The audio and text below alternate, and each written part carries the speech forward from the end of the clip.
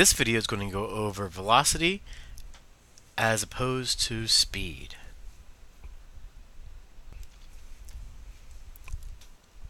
Velocity is speed with direction. So 30 meters per second north would be a velocity.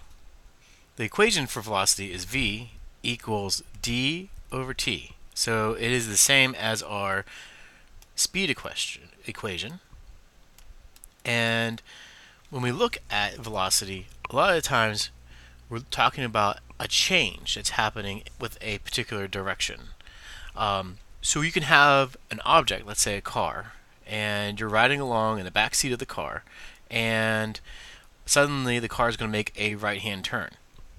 Well, if you're in the back seat of that car, you're actually going to fall towards the left because you're traveling at a certain speed, and the car is at the same speed with you. However, it's going to change its direction, and you actually, as an independent object inside the car, actually aren't changing directions at that same moment, so you get thrown to the left.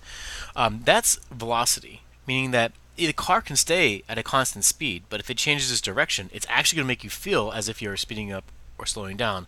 We actually call that acceleration.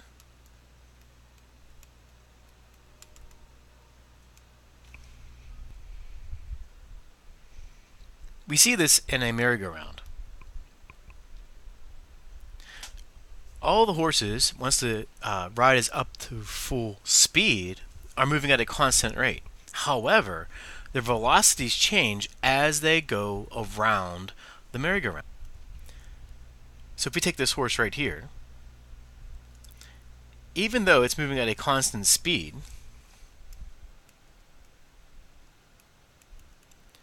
its direction is constantly changing as it goes around the merry-go-round. And what that means is you have this feeling that the horse is constantly trying to go straight off that particular route, not trying to go in a circular motion.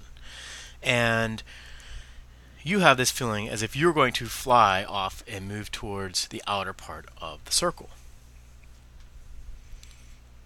So this constant change causes the feeling of acceleration from the horse in your perspective.